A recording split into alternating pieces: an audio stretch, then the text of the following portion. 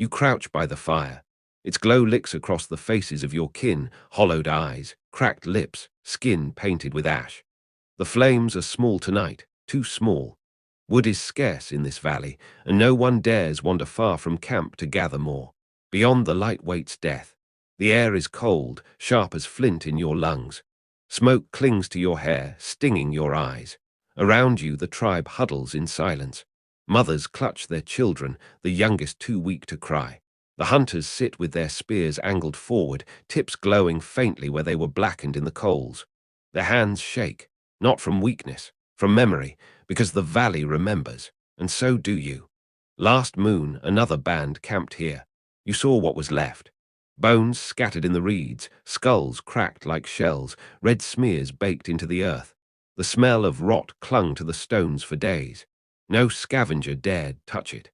Whatever killed them left nothing for others. Now the night stirs. At first it is a whisper, the wind bending tall grass, the hush of leaves pressed under something heavy. Then it deepens, becomes rhythm. Pause, each step deliberate, as if the ground itself submits to the weight. You hold your breath, everyone does. Then you hear it, a growl so deep it seems to rise from the soil beneath you. The fire trembles, the night bends, and then the eyes. Two golden flames appear beyond the circle of light. Wide set, unblinking. Watching, they hover, then advance, gliding like spirits over stone. The beast emerges. Its shoulders ripple with muscle, each step coiled with power. Fur hangs heavy, patterned with scars, streaked with blood not yet dry. Its head lowers, revealing teeth like ivory daggers, canines longer than your hand, forged by time to pierce through bone. The saber-tooth, the shadow of this world. It stops just outside the reach of the fire. Its breath plumes white in the cold night. Every exhale carries the stink of meat, warm, coppery, recent. The tribe trembles. A child whimpers, quickly silenced by her mother's hand. The hunters press closer to the fire, raising their spears though they know the truth. Wood cannot pierce what walks before them. The cat knows this too. Its eyes flick to the flame, then back to you. For it is not just hunger that drives the beast. It is dominion. This valley is its kingdom, and you are trespassers. It pads left, then right, circling, testing. Each movement is slow, deliberate. You realize it does not rush because it does not need to. Time itself belongs to predators. Your heart pounds. Your palms sweat. Your mind screams to run, to scatter, to vanish into the forest where shadows might hide you. But instinct is not the same as choice. And choice, that is what makes you human. One of the hunters' corps grips a firebrand. He thrusts it high, sparks bursting into the night. His roar shatters the silence. For a heartbeat, the beast pauses. Its head tilts, not fear, not yet, but uncertainty. You see it then, the smallest flicker of hesitation. The fire cracks. The tribe stirs. Another hunter, Sira, adds her cry, raising her spear though her arms quiver like reeds. Others follow, their voices shaking the night, breaking the silence that predators rely upon. For the first time, the saber-tooth stops advancing. It lowers itself, belly brushing the earth, tail twitching, muscles coil. It is deciding. And in that instant, so are you. Your hand closes around the firebrand. Heat bites your skin. You rise slowly, feeling the eyes of both predator and tribe on you. You step forward past the ring of safety. The fire sputters in your grip, a weak star against the dark. The cat growls again, louder, closer, filling the world. Its breath hits you, hot and rancid. Every nerve screams surrender. But still you raise the flame higher. For the first time the predator blinks. Its head shifts back, nostrils flaring. Not retreat, not yet, but confusion. The balance tilts. The others see it too. Maury firebrands rise. Maury voices join. The circle of prey becomes something else, louder, brighter, defiant. The saber-tooth snarls, ears flat against its skull. It takes one step back, just one, but it is enough. Hope surges through you, wild and dangerous. For if a beast can hesitate, it can falter. The night holds its breath. Predator and prey, locked in the oldest battle of the earth. And then, with a sound like thunder, the saber-tooth vanishes into the dark. Its golden eyes fade between the trees, swallowed by shadow. The silence that follows is heavier than its growl. The fire crackles. Your tribe exhales all at once, as if life itself has returned to their lungs. You sink back to your haunches, the firebrand trembling in your hand. Sweat pours down your face, salt stinging your eyes. Your body is weak. Your legs want to fold beneath you. But inside, something has changed. Tonight, you looked into the eyes of death and did not run. Tonight, fire brought you breath. Tonight, you saw a predator hesitate, and in that hesitation lies the beginning of everything. The night was quiet again. The fire smoldered, reduced to glowing embers. Children had fallen asleep against their mothers' shoulders. The hunters lowered their spears, but did not put them aside. None dared, for though the beast had retreated, its shadow still pressed upon the camp. You sit awake, staring into the dark, unable to shake the sight of those golden eyes. You know it will come again, perhaps not tonight, perhaps not even this season. But one truth is carved into your bones: the saber-tooth does not forget, and neither do you. The shape of terror Smilodon. Though you have no word for it, you know its body by memory, by blood, by scars passed down through generations. It was shorter than the great lions of the plains, yet thicker, heavier. Its legs were stocky, built not for endless chases but for sudden violence. When it leapt, it carried the weight of nearly 400 kilograms, a wall of muscle wrapped in fur, powered by a spine honed for ambush. Its head was massive, broad as the chest of a man, and from that skull descended its crown of terror, the fangs. Long, curved canines, each as long as your forearm. Too fragile to crush bone, yet perfect for slicing throats, opening bellies, silencing breath in a single strike. When it bit to end. This was no scavenger, no thief of corpses. This was an executioner. Made by time, the tribe elders whisper that these cats are older than fire, that they were shaped by the ice itself, by a world harsher and hungrier than this one.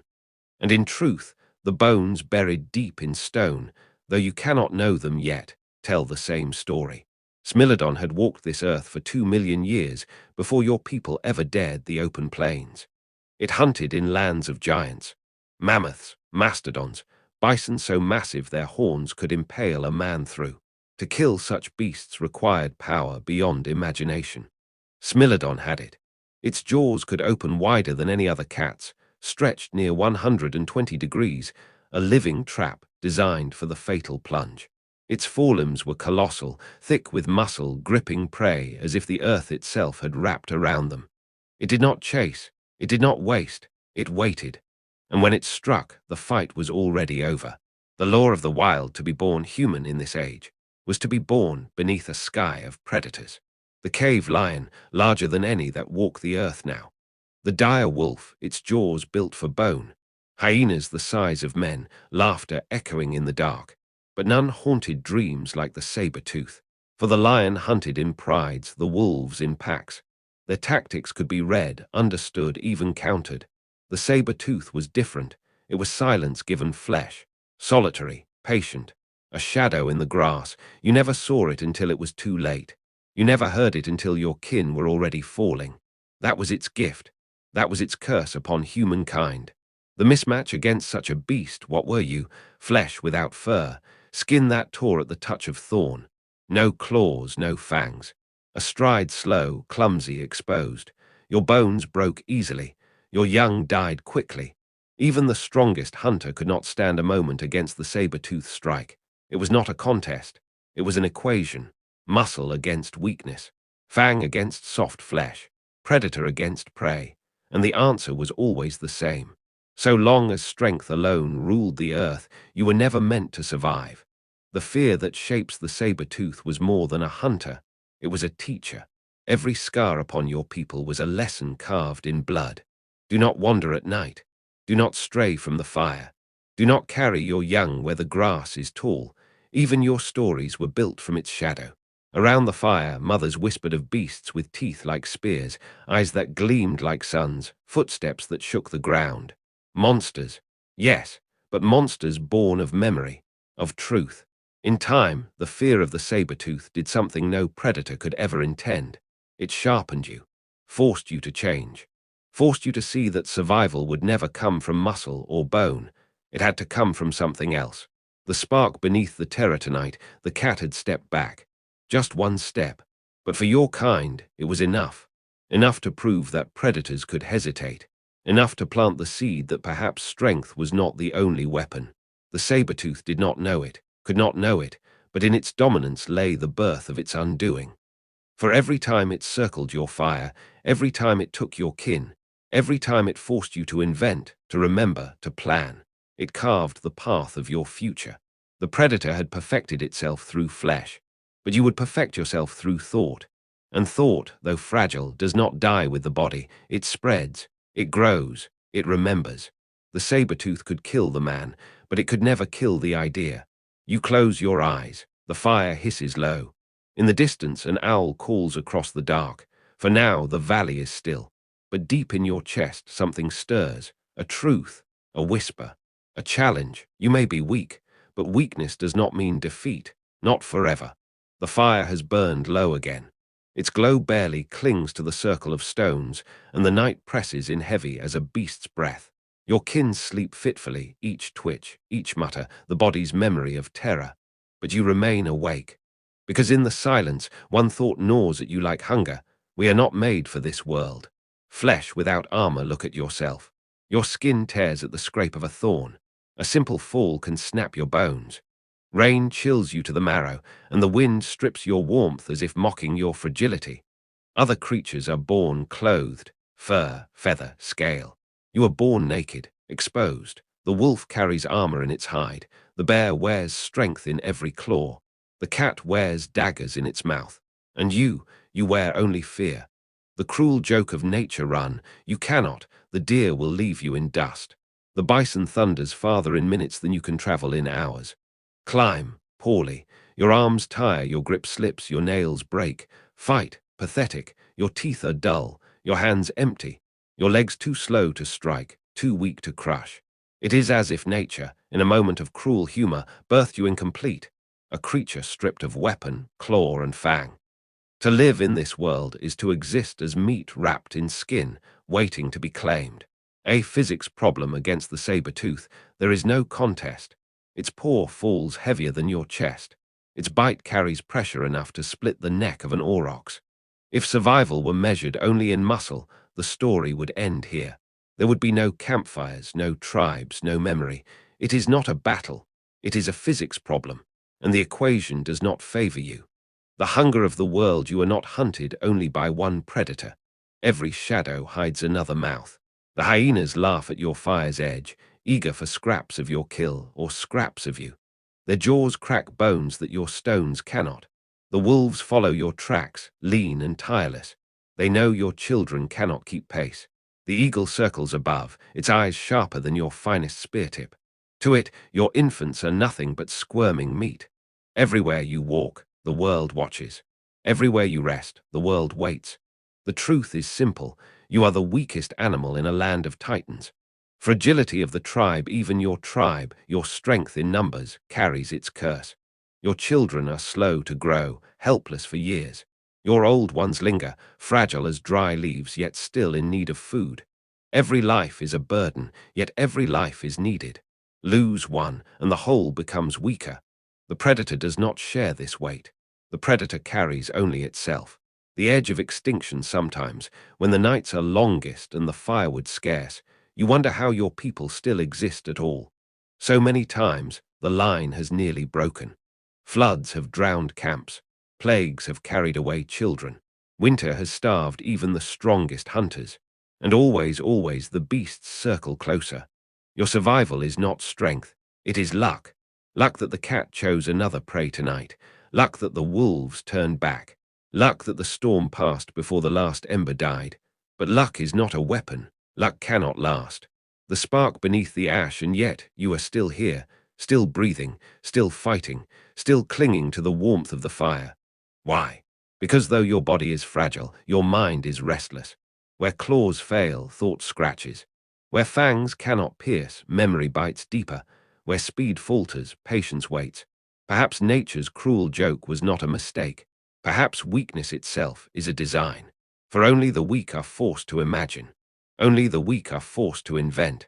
Only the weak must turn the world itself into their weapon. You stare into the last embers, their glow burning like small suns. Around them lies the darkness, thick with teeth and hunger. The predators own the night. But inside you, a different fire stirs. A question, a defiance.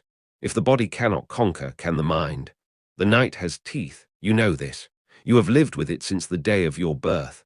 But tonight, the dark recalls. Because tonight, you hold fire. The gift of lightning, it began not with invention, but with accident. A storm split the sky, thunder like the roar of beasts, lightning like spears of the heavens. Trees fell burning, branches cracked and smouldering. At first the flames were terror. Your people fled from them, their heat too fierce, their smoke choking. But one ember clung to a fallen log, glowing long after the storm had gone. Curiosity overcame fear. A hand reached out. A stick was pressed against the coal. Smoke curled, heat bit, and then light bloomed anew. You did not know it then, but something had changed. You had stolen power from the storm. The first circle at first, fire was fragile. A single gust could kill it. A splash of rain could drown it. Hunters carried coals wrapped in bark, tended like infants, never allowed to die. Nights became different. Where once your people huddled in silence, now they sat awake, bathed in the glow. Shadows leapt across stone walls, turning stories into moving spirits. The crack of flame replaced the growl of predators. And at the edge of the firelight, golden eyes blinked, watching, waiting, but never crossing the circle. The fire was not muscle. It was not claw or fang. But it was power, and for the first time the predators knew hesitation. The predator's fear, you saw it with your own eyes. A lion, bold in its hunger, crept toward the camp. The hunters rose, but their spears were useless in the dark. Then one of them, old, half-blind, his legs too weak to run, raised a burning branch. He swung it wide, sparks flying. The lion stopped. Its body tensed, its ears flattened, its eyes locked on the dancing flame. And then it turned, slipping back into the night. No blood spilled. No cries of terror, only silence broken by the crackle of fire. The beast could break your bones, but it could not master its own fear of flame. In that moment you understood, this was more than warmth, this was dominion. Fire as teacher, the flames taught you to cook meat, softening marrow, easing the burden of chewing. It filled your body with new strength, gave your mind more time to dream. The flames hardened your spears, turning wood into sharper death. It kept rot from your food, insects from your bedding, sickness from your tribe. The flames stretched the day itself, letting you work, plan, speak long after the sun had vanished. Stories were born here, in circles of firelight, memories passed from mouth to ear. Fire made history possible, and most of all, the flames gave you courage. For the first time, you could sleep without one eye open. For the first time, you could linger in valleys that once belonged to beasts. For the first time, you looked into the night and did not see only death. The cave of eternal flame far from your valley, in a place you will never know, there lies a cave where fire burned for generations. The people there tended it always, feeding it with wood, guarding it like a god. Archaeologists would one day find the blackened bones, the charred tools, the ash layered deep.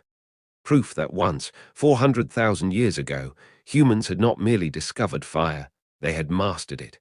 But to you, in this moment, mastery is still far away. Fire is fragile. Fire must be carried, protected. It is no servant yet. It is still a wild thing, half-tamed, a spirit that may turn on you if angered. Still, even in fragility, it is the beginning of everything. Fire against the darkness tonight, your tribe sits gathered, the flames high.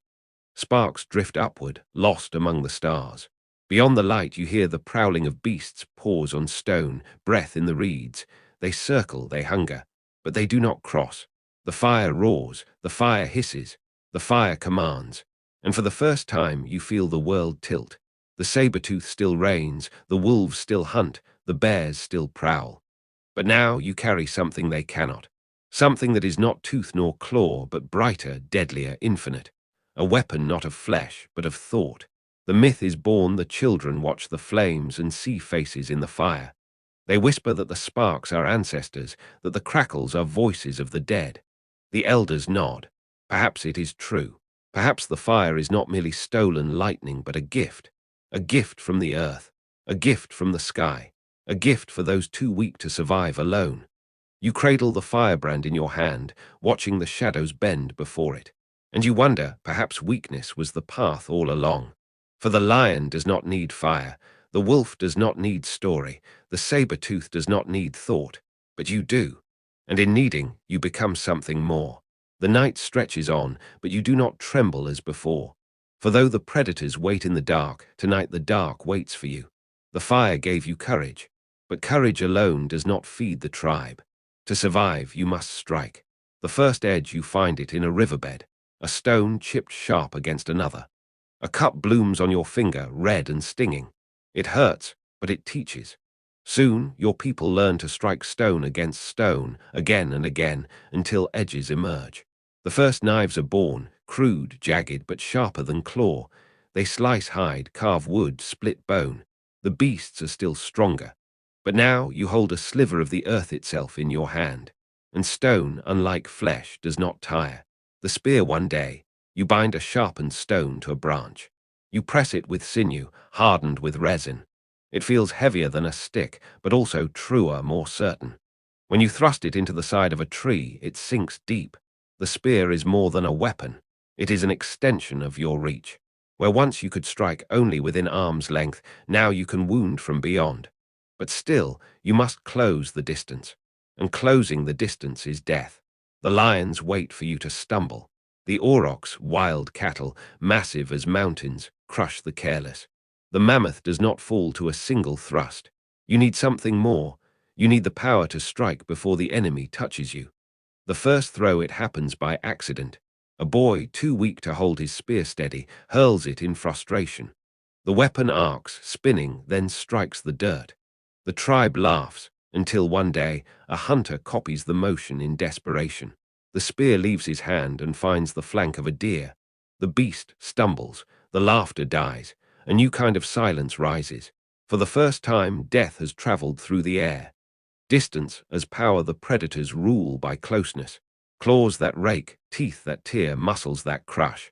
But you are learning the opposite. Your weakness has taught you distance, and distance means survival. Soon, every hunter in the tribe hurls spears. The air fills with wood and stone, raining death on beasts that once hunted you. The aurochs still charge. The lions still roar, but now they fall bleeding before they can touch you. The saber-tooth, master of ambush, finds itself pierced before it leaps. Even giants can be wounded, slowed, cornered. For the first time, the hunter becomes hunted. The first hunt, it takes days of planning. The mammoth herd moves through the valley, shaking the earth. Their tusks could gore 10 men, their bulk could crush 20. But you are not 20 men, you are one people, and together you are armed. The hunters drive the beasts toward a cliff. Spears fly in volleys, striking flanks and legs. Blood steams in the cold air. Trumpets echo. One mammoth stumbles, thrashes, falls. The ground shakes with its death. When the dust clears, the tribe surges forward. Knives flash. Fire roars. Meat, hide, bone, and ivory are claimed. For weeks, no belly will hunger. The children dance around the carcass. The elders whisper of spirits. But all know this, without spear and stone, it could never have been done. Weakness has killed a giant. The shadow of fear, but every gift has a shadow. The spear is not only for beasts. Soon, hunters learn that men fall just as easily as deer. A thrown stone cracks bone. A thrusting spear ends breath. Fire and weapons that once meant safety now mean danger from your own kind. The first murder stains the earth. Perhaps it was over food, perhaps over pride. Perhaps only fear. No one remembers, but all tribes know. The hand that holds a weapon is both protector and threat. Weakness made you dangerous to everyone. The legacy of stone thousands of years pass. Hand axes, flint blades, fire-hardened spears. Every innovation born of fragility. At Schöningen, in what will one day be Germany, archaeologists will find wooden spears buried deep, straight, balanced, crafted to fly. They will be 300,000 years old, but still true in the hand, still deadly. Proof that your kind did not wait for strength to evolve. You forged it yourselves. Fire in the air, the night hunt begins. Torches blaze, spears gleam, stones wait in leather slings. Beyond the firelight, eyes glint, wolves perhaps, or something worse. But tonight you do not cower. Tonight you step forward, the fire in your hand, the weapon at your side, the distance on your side. You are still weak, still slow, still fragile. But now the weak are armed, and the world will never be the same. The night is alive with sound. A lion roars in the distance. The wind bends the tall grass. The fire spits and hisses. You grip your spear tighter, knuckles white. You are not stronger than the lion. You are not faster than the deer. You are not sharper than the hyena's teeth. And yet, you are still here. The beast of instinct, the lion, does not think. It waits, it watches, it pounces. Its instincts are carved deep into its blood, honed over millions of years. Its muscles obey patterns older than memory. It is perfection, but perfection does not change. The cat kills with the same leap it always has. The wolf hunts with the same pack cry. The bear charges with the same fury. They do not question, they do not invent, they do not teach. They are bound by instinct, shackled to their nature. The human spark, you are different. Your kind makes mistakes. You stumble, bleed, die. But you also watch, wonder, and remember. When a lion drags your kin into the grass, you learn to guard the tall reeds with fire. When a spear bounces off a mammoth's hide, you chip the stone sharper, bind it tighter. When a boy's throw misses the deer, an elder shows him how to balance the shaft, how to guide the arc of death. Knowledge is not trapped in flesh. It moves from mind to mind, parent to child, elder to youth. It survives the grave. The lion dies, and its wisdom dies with it. A man dies, and his wisdom lives on. The teaching circle, the fire, is not only for warmth. It is a place of words. The hunters return from the plains, and around the flames they tell their tale. Their hands mimic the movements of beasts, the stalk of the leopard, the crash of the aurochs. The children watch, wide-eyed. Tomorrow they will know how to stand, how to strike, how to run. Even those who never saw the hunt will carry the memory of it. This is the weapon stronger than claw, fang, or muscle, collective memory. One mind can fail. 100 minds can endure. The predator's limit, the saber-toothed cat, does not sit and plan. It does not look to the stars, wondering where herds will travel with the seasons. It does not draw marks in the dirt to recall the curve of the river. But you do. You notice patterns. When the moon is full, the wolves grow bold. When the rains come, the herds move north. When the mammoths follow the valley, the lions stalk the cliffs. What the predator cannot change, you can. What the predator cannot remember, you teach. In this, even the mightiest beast is blind. Stories as weapons at night, the stories become more than lessons. They become warnings, dreams, maps of survival written in words instead of blood. A tale of the cave bear who feared fire, a tale of the wolf who howled to call his pack, a tale of the river where spirits drag men who walk alone. Every story is a memory wrapped in meaning. Every myth is a tool. Long before writing, you etched history into the flesh of your people through voice. Predators pass instincts through bone. Humans pass survival through story. Chaos and adaptation, when the lion strikes, it always strikes the same way. A rush from the side, a leap to the throat. But when you strike, you change. Sometimes you surround the prey. Sometimes you drive it into water. Sometimes you scatter and then reform, spears hidden until the moment of ambush. The beasts cannot predict you. You are chaos. You are improvisation. The first time you face a predator, you may lose. The second time, you are ready. The third time, you are death itself. Instinct is a prison. Intelligence is freedom. The first trap in a narrow gorge, the tribe gathers. Stones are stacked, branches sharpened. A pit is dug. The hunters smear their bodies with mud to mask their scent. When the aurochs come thundering through, they do not see the pit. The ground collapses. Spears strike from above. The beast bellows and falls silent. This is not instinct. This is invention. The earth itself has been turned into a weapon. And once a trick is born, it does not die. The next hunt will be easier. The next tribe that learns it will be stronger. The rise of memory, your kind, does not need to start over each season. Every generation begins where the last one ended. The predator never grows wiser than its ancestor.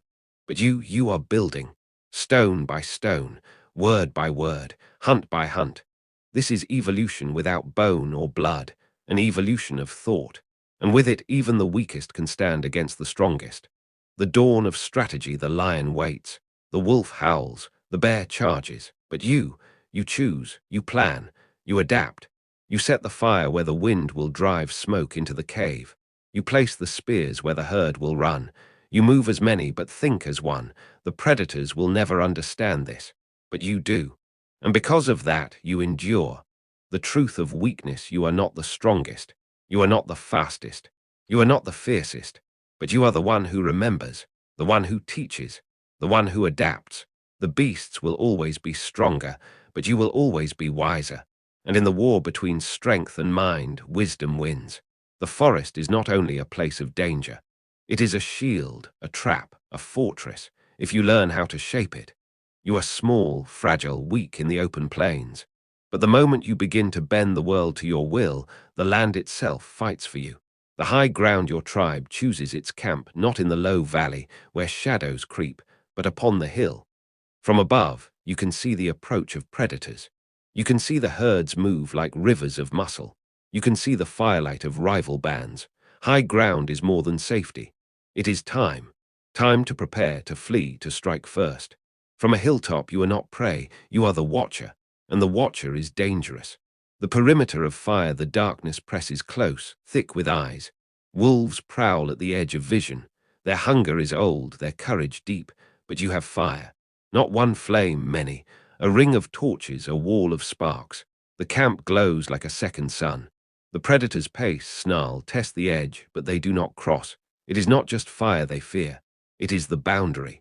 They cannot understand lines, borders, walls, but you do. And in this moment, the night itself belongs to you.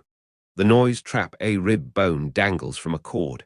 Pebbles are strung together on sinew. Shells clatter in the wind. When the predator creeps close, the trap sings. The bones rattle, the shells click, the stones chime. The beast pauses, confused. You wake, spear in hand, before it strikes. The noise trap is the ancestor of the alarm. It is the birth of awareness extended beyond your eyes and ears. The predator can only see, you can prepare. The river wall, the herd is driven to the water. The deer panic, hooves pounding, eyes wide. They leap in, thrashing. The current seizes them. On the far side, hunters wait with spears raised. The beasts are slowed, trapped between water and weapon. What nature built, you have turned into a killing ground. The river becomes your ally. The herd, once swift and untouchable, has nowhere left to run. The stone corridor in the gorge, stone walls rise on both sides. The hunters stalk behind, driving the prey forward. There is no escape. The cliffs turn the beasts into prisoners. At the far end, sharpened stakes wait in the dirt. The aurochs charge, blind with fear, and impale themselves on human invention. It is not strength that kills them. It is place. The world itself has been shaped into a weapon. The first fortress over seasons, your tribe learns. A camp is not just a fire and hides stretched on poles. It is a fortress. Logs stacked as barriers. Stones piled as walls. Trenches dug to slow the charge of beasts. What began as survival becomes design. What began as hiding becomes mastery. The predators still circle, but they no longer rule. The cave, the hilltop, the riverbank, these are your citadels. The predator's blindness, the lion sees prey. The wolf sees weakness. The bear sees food, but they do not see terrain. They do not imagine traps. They cannot conceive of the invisible line between safe and death. This blindness is their doom. The moment you understood the land as more than a place, as a tool, the balance shifted forever. Memory of place, the old ones point to the cliffs and whisper, "Here the mammoth fell." They gesture to the river. "Here the aurochs drowned." They nod to the gorge. "Here the wolves were trapped." The land itself becomes a book, every valley a memory, every cliff a page, every camp a story of survival etched into the bones of the earth. When you walk the world, you do not see emptiness. You see maps of danger and opportunity.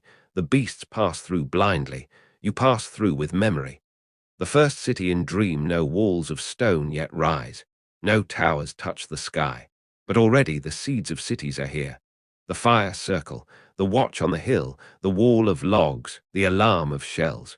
These are the blueprints of civilization, born not from peace, but from fear. The land was once your cage. Now it is your canvas. And on that canvas, you paint survival. The triumph of weakness. You were not given claws, you were not given fangs, you were not given strength, so you shaped the world instead. You bent rivers, carved stone, set fire to forests, dug pits into the earth. Where the predator sees only ground, you see battlefield. Where the predator sees only night, you see fortress. And in that vision lies victory. The firelight flickers across painted faces, eyes gleam in the dark. Spears are lifted, not by one, not by two, but by many. Alone you are prey. Together you are a storm. The signal, a single call, splits the night, a sharp cry pitched high. It is not random, it is not panic, it is signal. One cry means scatter, two cries mean circle. A low hum means wait. The predators cannot decode it. They hear noise. You hear meaning. Where a lioness must move her tail to guide the pride, you command with voice, with gesture, with rhythm. Your throat is your first drum. The circle the hunters spread wide, fanning into the grass. The herd does not see them until it is too late. One rises, torch blazing. Another shouts. The beasts panic, turning into the path of spears. From every side the tribe closes in, a circle of chaos. No escape, no direction but death. The predators hunt with strength, you hunt with geometry. The decoy boy runs into the open, torch raised. He shouts, beating the ground with his feet. The lion charges him, but the boy is not alone. From the shadows, 3 spears fly. The lion collapses before it reaches him. The decoy is dangerous, but it is a role you choose. Sacrifice becomes strategy. Risk becomes weapon. No beast on earth would willingly lure death upon itself for the sake of others. But you do, and that changes everything. Chaos as a weapon, the predators know order. The wolf pack hunts with precision. The lion pride ambushes with silence. The hawk dives with perfect timing. But your kind learns the art of chaos. Shouts, screams, the crack of stone against shield, the blaze of torches spinning in the night. Noise, light, movement in every direction. The predator is confused. It cannot predict where the blow will fall. It falters. It hesitates. And in that moment of hesitation, you strike. Chaos is not weakness. It is control by disorder. The hunter's theater, every movement has a role.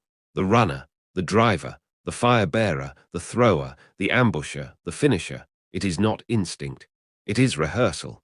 Each member of the tribe knows their part. The hunt is no longer battle. It is performance. It is theater played for blood and meat. And when the curtain falls, the audience is gone, and only carcasses remain. The first rhythm at night, around the fire, you beat sticks against logs. You clap hands. You stamp feet. The sound carries. It binds the tribe into one body. A rhythm born from ritual becomes rhythm in battle. A line of hunters chant as they drive the herd.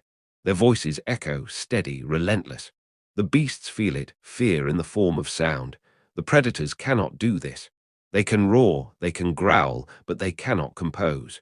You wield rhythm as weapon, as memory, as order in the storm. The shared mind, a wolf pack, is bound by blood. A lion pride is bound by instinct. But your tribe is bound by choice. Kin, stranger, ally, rival, all move as one when the hunt begins. What binds you is not strength, not speed, not blood.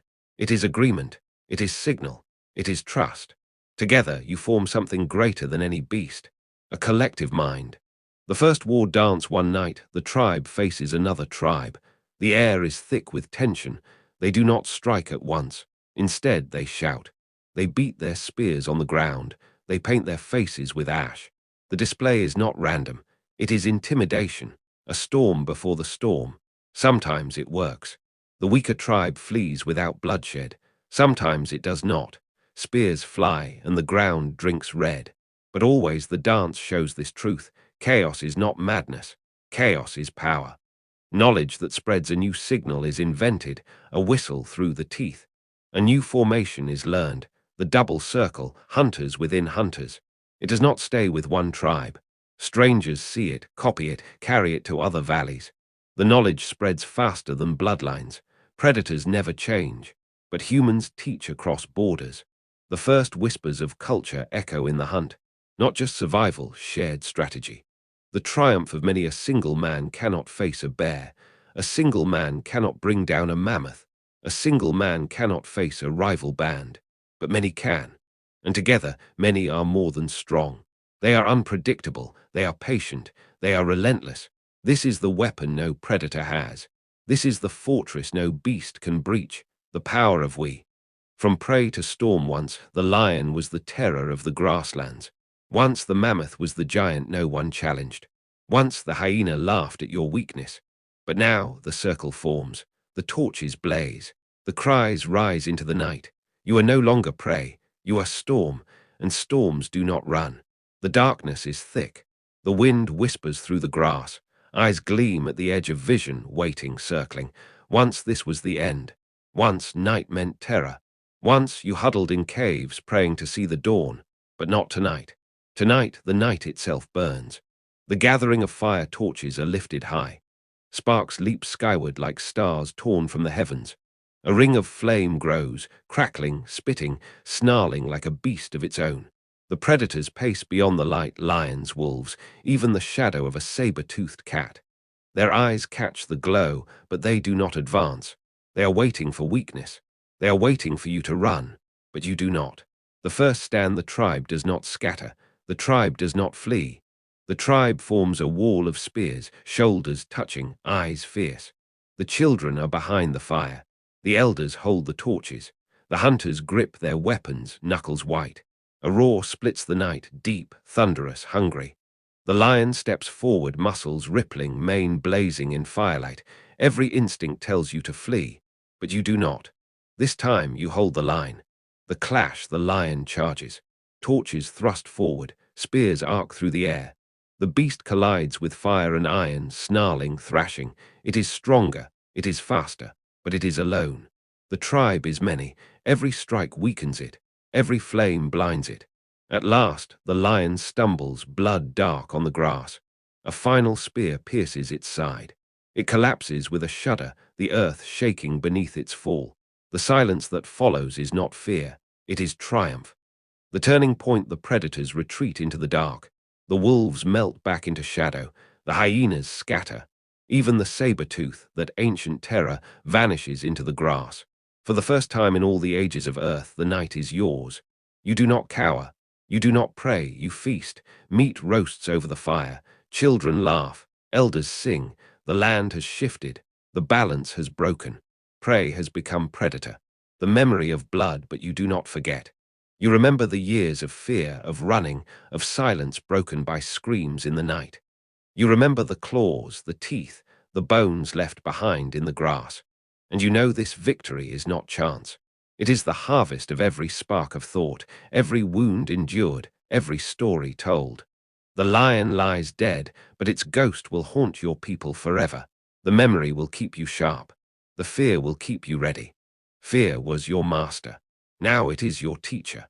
The myth is born around the fire, the story spreads, the lion that fell to men, the night that was taken back, the moment when weakness became strength. It will be told again and again. Each time the beast will grow larger, darker, deadlier. Each time the victory will grow brighter, more impossible. Myth is not lie. Myth is memory sharpened to a blade. And this myth will shape your kind for generations. The last shadow at the edge of the firelight, a pair of eyes still lingers. Not lion, not wolf, not hyena. It is another tribe, other humans. They watch in silence, their faces unreadable. They see the fire, the spears, the dead lion. They see what has been done. And in their silence, the future takes root. For predators will no longer be the only threat. The greatest danger to humans will soon be humans. The new world, the night, is no longer forbidden. The forest is no longer cage. The plain is no longer terror. You have taken the first step toward mastery. The earth trembles with the footsteps of giants, but you know even they can fall. The predators still prowl, but you know they can bleed. What once ruled you now fears you. The balance has shifted. Forever. The final truth: you were not the strongest. You were not the fastest. You were not the fiercest. But you were the one who remembered. The one who planned. The one who stood together. You did not inherit the earth by muscle. You claimed it with fire. You claimed it with thought. And in that claiming, the age of beasts began to end, and the age of humans began. The lion is dead. The night is yours, but shadows remain. Beyond the fire, beyond the circle of spears, eyes still watch. Not predator, not prey, but something else, something far more dangerous. Other humans. The first rivalry, they see what you have done. They see the fire. They see the lions slain at your feet, and they hunger, not for your meat, not for your children, but for what you hold. The power of flame, the secret of survival, the proof that humans can rise above the beasts. The first rivalries are born not from hunger of belly, but hunger of mind. The silent theft one night, the other tribe approaches. Silent as wolves, careful as shadows. They do not fight you, they do not face you, they steal from you. A torch left burning at the edge of camp. A branch carried back into the night. When the dawn rises, smoke curls above the hills where they dwell. They have fire now, too. The spread of flame, what was once your secret, becomes the world's inheritance. Tribe after tribe learns, copies, adapts. Fire leaps from valley to valley, from cave to cave, from forest to plain. Wherever humans walk, sparks soon follow. And with fire comes boldness, and with boldness comes conflict.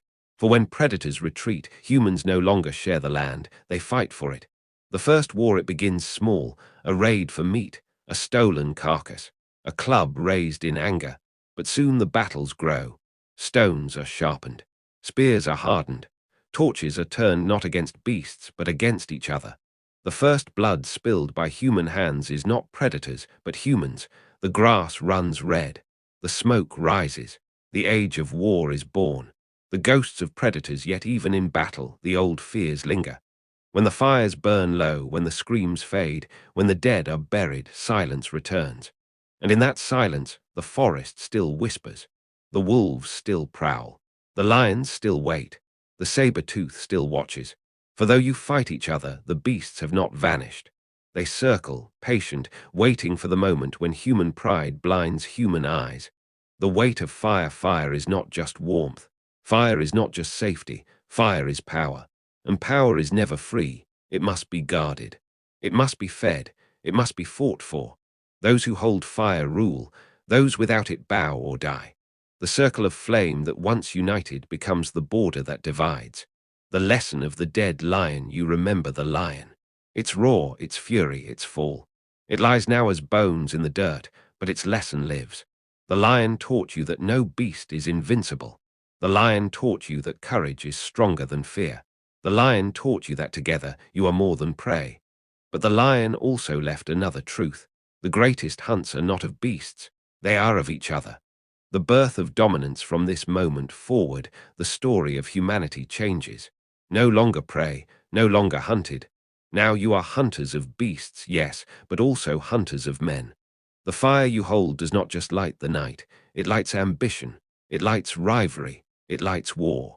And so begins a new chapter, one darker, more dangerous than the last. The predators of tooth and claw retreat, the predators of thought and will awaken.